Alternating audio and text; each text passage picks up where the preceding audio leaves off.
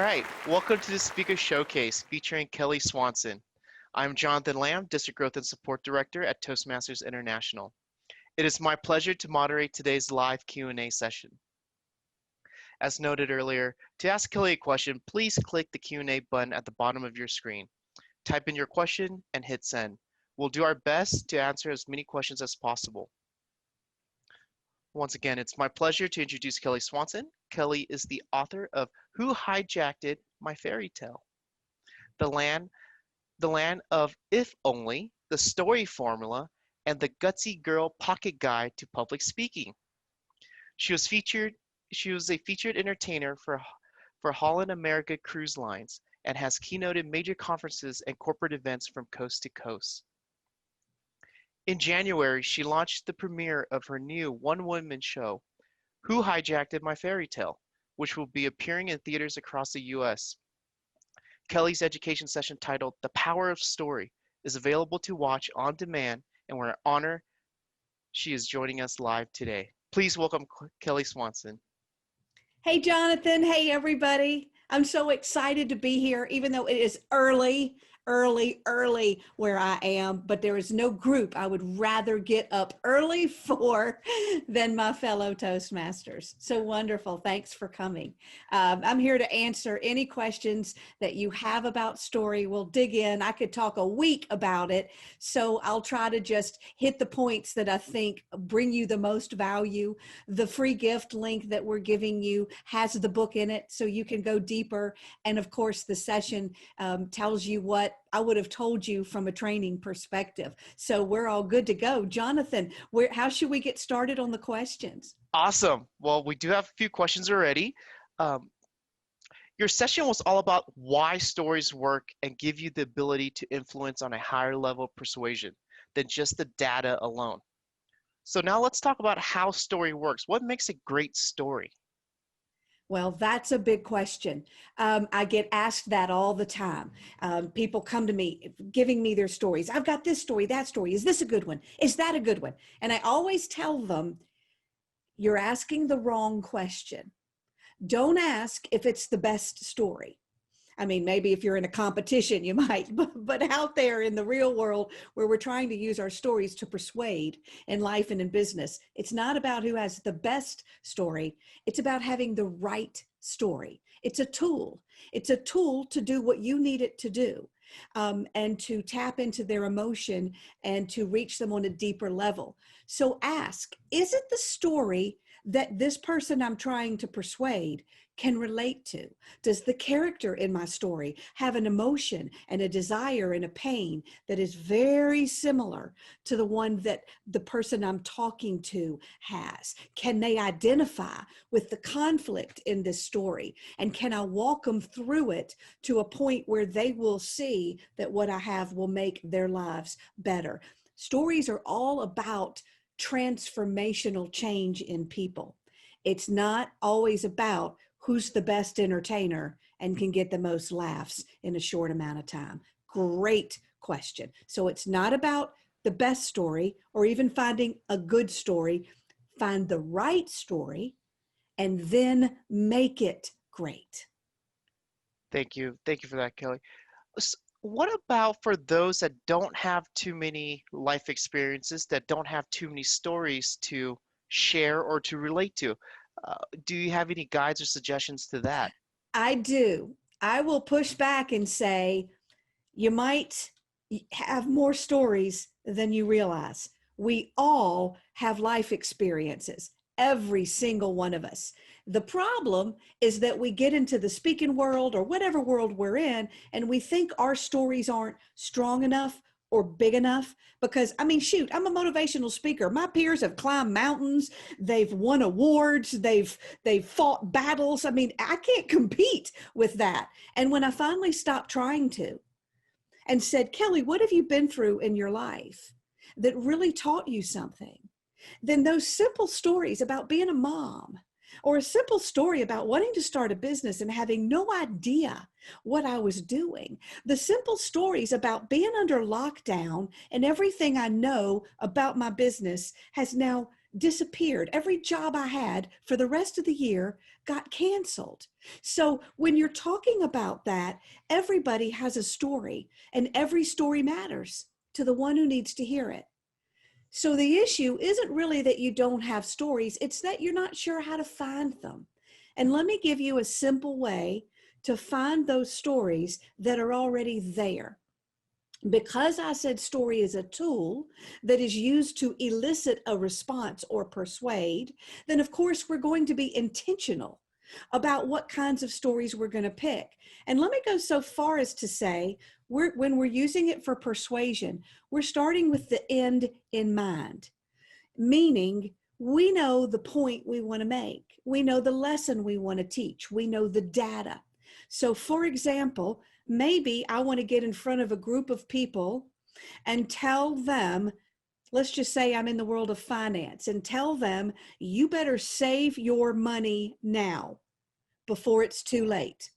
Let's just say that's my lesson. So I'm going to go into my life and go, where did I learn that lesson the hard way? Or did somebody I know learn that lesson the hard way? Go to that example, and there's a story there.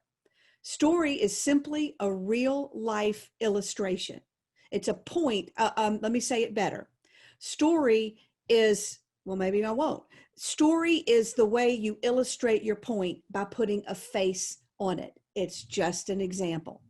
When people come to me and they have entire presentations, bodies of work with no stories whatsoever, the first thing I have them do is this exercise to just tap into their creativity. And that's to get out a piece of paper or computer, I like paper still, and write down, if you were going to leave your advice to the world, maybe it's to your child, to a niece, to a neighbor, or just to the universe. Let's say, to be morbid, your time is numbered and you're about to leave this world, but you want to put on paper the things that you have learned the most.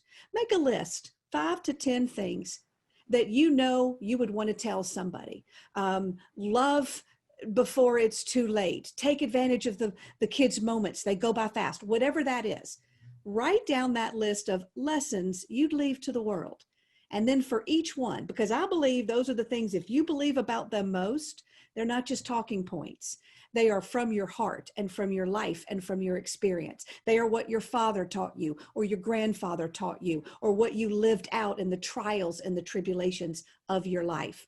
That is a great starting point, because in every lesson, there will be a story. And so you've got a beautiful launching point right there. One other thing I'll say about it is, another way to the stories is to go to the highlights or the milestones of your life. First car, first job, the firsts, the first day at of high school, your first love, your first heartbreak. Those are often moments where there is great story material. It's almost as if you're flipping through the scrapbook of the memories of your life. What are the moments that would pop up? There's a story in every one of them. And I know that everybody listening has that scrapbook that contains the memories of their life, and that in every memory, it taught you something. You didn't ask this question, but I'm going to go ahead and say, every story has a point. You were telling a story, not just to tell it and go, isn't that funny? The story is told in the world of persuasion because there is a reason you are telling it, and an action and a lesson you want me to get from that story. Know that going into the story, and it will be much easier to put it together and to deliver it. Kelly, what about those that are shy? How do you bring out the stories of those individuals that are just not comfortable or a No, bit timid? I know that's tough, and you're not going to believe it probably, but I'm an introvert. I grew up most of my life very shy. I was a picked on kid. And so that makes you, when you're bullied to a degree, you don't want anybody to notice you. So my whole world was about disappearing, not being seen. So I get it. I was very nervous in the beginning and very shy. I will say it's a learned skill well, join Toastmasters. Hello, they will help teach you. I know that if any of you are new, get involved in Toastmasters. It is the best way to help you come out of your shell. But let me give you a quick answer for those of you who it's painful to get up there, it's shy, it's whatever. Number one, it's a mindset thing. I hope this doesn't sound weird, but you're serving someone. And with your message and your truth and your information, you're not coming up there to perform and be judged. Well, unless it's a competition. You're not coming up there to be judged and to perform. You're coming in front of somebody because you have something that they need that will make their life better. You are someone else's drink of water. So the first thing is to embrace the fact that you're simply the vessel for the truth you've been sent to deliver. You're not here to be judged on how well you do it. You're here to serve. Sometimes I joke and say, if I go to the soup kitchen in the United States, that's a place for those of you in other countries where you go feed those who may not have a place to live or who may not have food. When you go serve, you don't worry how good your hair looks or whether you've got the right headshot or whether you don't worry about all of that because you're serving. So that's the first thing I would say. The second thing I would say is that audiences are not, they're on your side more than they're against you. So understand, they're not waiting to see you fail. Half of them aren't even listening. Half of them are so glad they're not up there. They're not your enemies. They're your friends in an audience. They're people just like you. One thing that helps me, especially in the beginning or when I'm very nervous about something, is instead of talking to the many, I talk to the one. And whether it's on a camera or whether it's in person, 1,000 people is many. 15 can be many. Talk to the one. And by that, I mean the one person who is sitting exactly where you were and who needs to hear this and who is hanging on by a thread and who needs what you have. Talk to them as if you're sitting across the table having a meal together. And that's the last thing I'll say about that. The more you do it, the easier it gets. Another thing I'll say, and this is hard for the shy people, but if you can find a way to walk around the room and make some friends before you get up there and speak, it will serve you well. And then when you get up there, you just go talk to the two people you met in the hallway, and that will help calm your nerves. All right, Jonathan, I think that's probably enough for that question. Those are some great tips, and comforting to hear that, there's people out there that are supportive, right? When telling your story or drafting your story, is it okay to put negative stories in there as well, or does every story have to be positive? No. In fact, no, the negative stories, I don't know that I would even call it negative because I'm immediately going, wait, what do you mean by that? So let's reframe it. Stories that are vulnerable, stories about the pain in your life is probably what you might be referring to. And some people have some really painful stories, and it's hard to know, is it okay to tell them here? I believe personally that this is all about connection with other human beings, and that when we bear a tiny piece of our soul, we open the door for a relationship with a stranger. Now, I can't tell you on a stage or in your business or wherever you're using stories how much you want to bear of your soul. That's your decision. There may be there are stories I will never tell somebody. There are stories I tell that happened to me that maybe somebody else would never do that. The one thing, don't count my ums and so's, I'm working on it. The one thing, I want to say two things about painful stories. I want to say, when you use them, be very careful with them.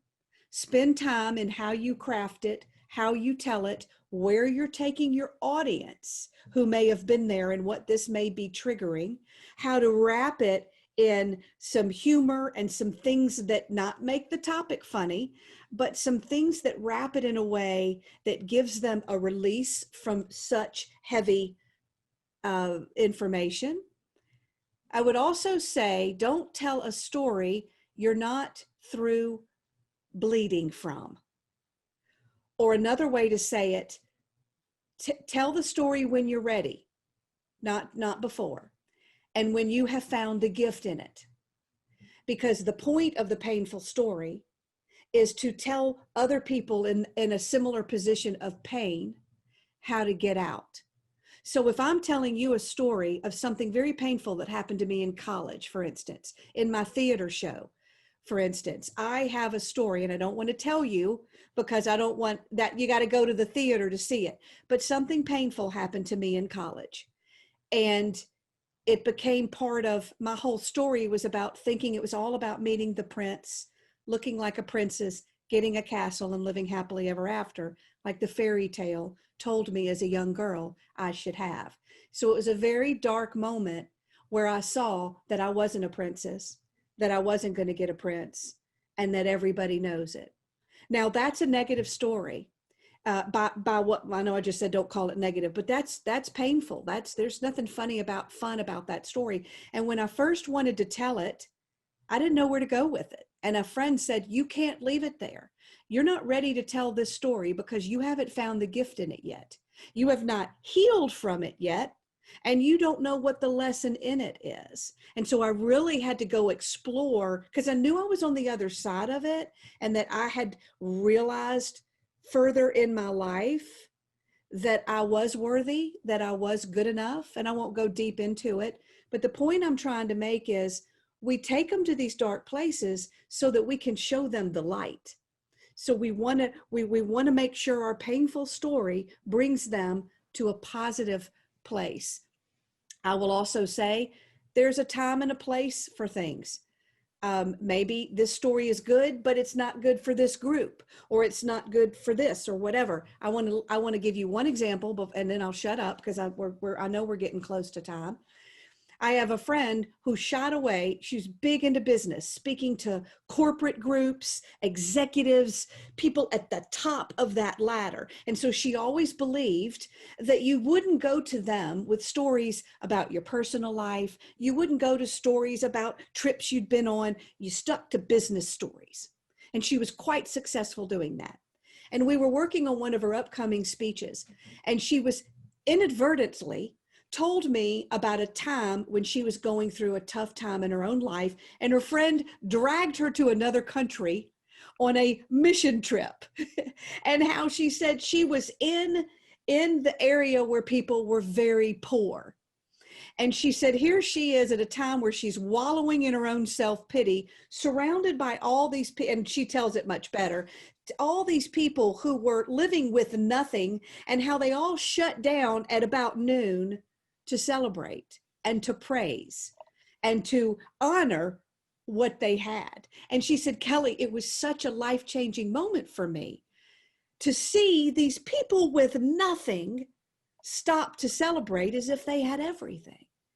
And she said, it changed my life. And I said, why do you feel like you, I said, I want you to go tell that to these corporate people because the lesson is exactly what you want them to get. She goes, oh, well, I can't tell a personal story. I said, please take the last 4 minutes. You've done all your content. Just say, I'd like to close with a personal story, if I may. And she did. She called me up later. She goes, Kelly, you would not believe. She said, people went crazy. I got a standing ovation. They were lining up to buy my books. They were coming up to me in the elevators. She said, it was totally different from anything I'd ever experienced before. And I said, because you got honest and vulnerable. And it might have been the most powerful thing you had ever done for those executives. So I can't tell you what kind of stories you should tell, but I also want to say, don't be afraid of bearing your soul if it's with the intention to serve the message you've been sent to bring. So, so kind of staying on the similar note, how can our attendees incorporate the power of story into the professional lives? Maybe, you know, if I'm working sales, how do I incorporate that in my sales technique or my pitch? So yeah, any ways to use that storytelling to really impact our professional lives? Sure, sure. Go read the book that I've put in the free gift, The Story Formula. It will go deep into that because it will tell you how to tell your story, your brand story, and your customer story all at the same time. It comes with that. Asking where we can use story in our businesses is a big question because we can use them anywhere. I'll often ask people when I'm speaking to a diverse audience, who are you trying to persuade? And what are you in leadership? Are you in customer service? Are you in sales? Are you in IT? What we come to find, what I believe is that, and this is very similar to the story that's in the training video I told y'all. So if you haven't seen that, go watch that because I make the case, I think I do anyway, that every single one of us is in the business of persuasion. We are all trying to get other people to do what we want or to just simply influence and impact the world from where we sit. And if you agree with you're trying to persuade someone, no matter what that application is to your business, the next place I would take you is that without explaining it, to persuade, you better be able to connect and engage on an emotional level. Nothing you tell them, no shaking of your fist, no list of this is what you need to do is going to do that. Only stories have the ability to do that. So now if you understand that this is the most powerful tool you have in your arsenal to persuade in business, it becomes how can I use a story in this way? I'm having a team meeting with my employees. They're all virtual. They're located all over the world. I need them to know we've got their back. I need them to know that we are in this together. I need them to know we've been through harder times than this before. Find a story that shows that. Tell a story as a leader about a time you went through a hard time and you made through it, and so will we. If you're in sales, the first part of sales is you sell you first. So if you're connecting and engaging with your buyer, you need to create rapport. You need them to see you as a human, to see the brand you represent with a face, and for you to be able to tell their story. Stories are magnificent tools to be used in sales. If you're in customer service, telling people we understand or it's just policy or whatever doesn't necessarily serve your customers as well as a story can be. Oh, Sarah, I understand what you're going through. I went through something like this myself. Are other customers going through this? Again, it's connection and engagement. If it's marketing, look at television, look at advertising. Stories are the way that we sell our products. That's a short answer. I believe story has, even with our children, in our personal lives or as a speaker. I am only as impactful as the stories I tell. And I have seen this, Jonathan, when I do social media, I can write a gazillion articles and people be like, that's nice, thanks, like, emoji. But I do a chub rub story on Goalcast about the time my sequin thighs rubbed together at a networking event and I was humiliated. Goalcast takes that story, puts it on their page, and in 48 hours, we had over 1 million views and it had been shared 10,000 times. I fully believe the story is what gets their attention, what keeps it, and what enables you to rise above the noise in a competitive market where everybody's shouting. I believe even in virtual, too many of us are going into it. Maybe I even did it today, but too many of us are going into the virtual realm thinking that people only want the information. Oh no, you only have a camera now. You've got to be able to grab into their soul from that camera. You better be using stories because it will hold their attention longer. And don't think that people are so fatigued they don't want to get on a meeting anymore that you can't compel and engage, because when they're off that meeting, they're on their devices for the rest of the day, binge watching a guy with a mullet and a tiger. I'm just saying. So talking about the engaging and the power behind using a story, is there a best time to incorporate the story at the beginning, middle, like where in the speech is it the best? Okay, it depends on how long your speech is. If it's 5 to 7 minutes, that's different. But most of my speeches are an hour or 90 minutes and or 45 minutes. I like to have a good, just like a conference, the biggest moments are the opening and the closing. And so in a speech, same thing.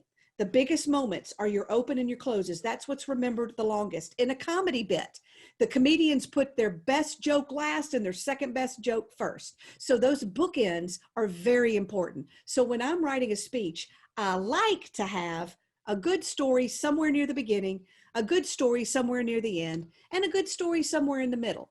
And those stories can look like a million different things.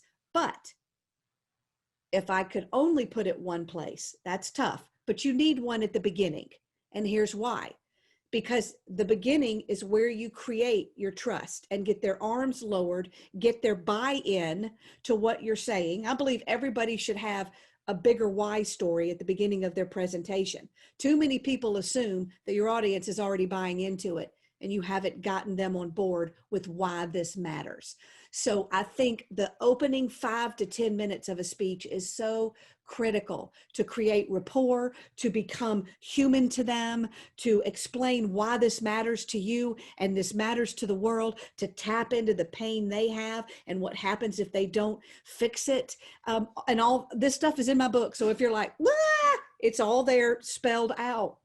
But yes, I would say storytelling is very important in the opening.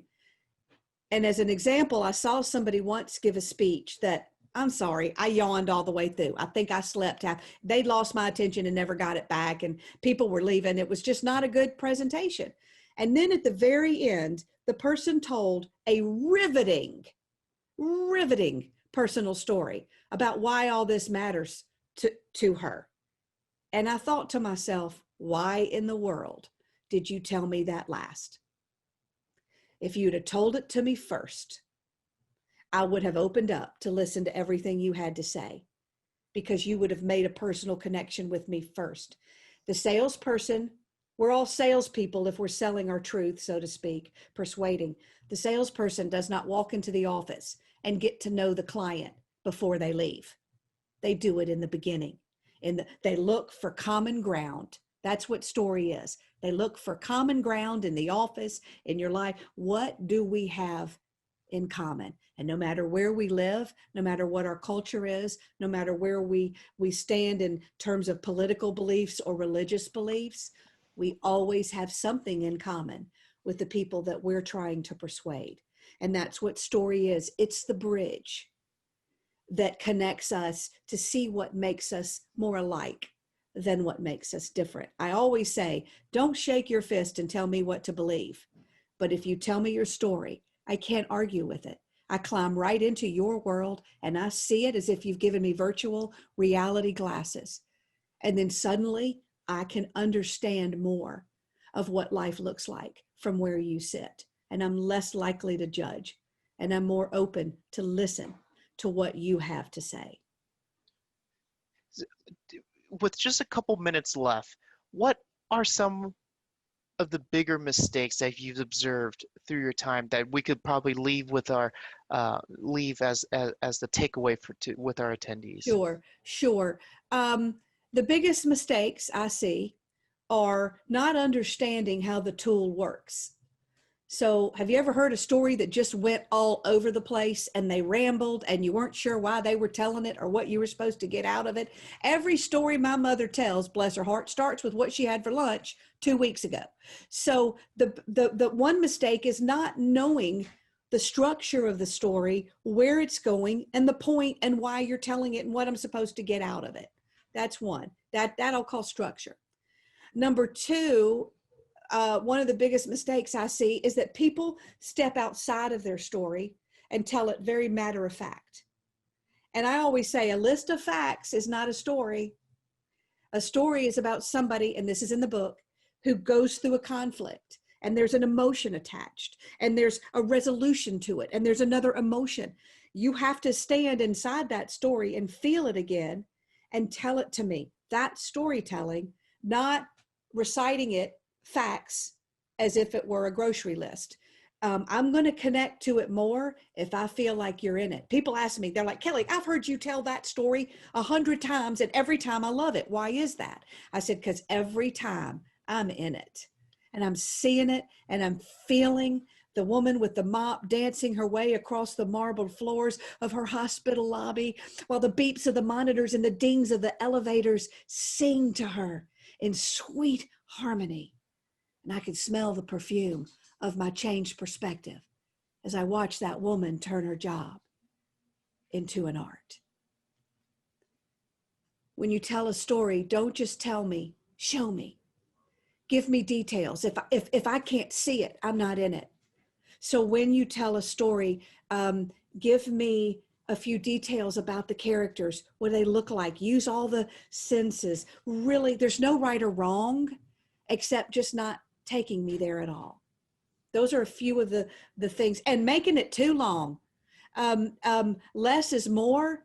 And thanks to Toastmasters, most of you will not have the problem that most speakers have, because Toastmasters will say, no, you got to do it in 5 to 7 minutes. That's the best exercise, is to get that story down to 5 minutes, because and stories can be longer, they can be shorter, but that's a good rule of thumb, because if you have to tell it in 5 minutes, you are going to naturally tell that story. Now, one more thing too, talk the way you talk.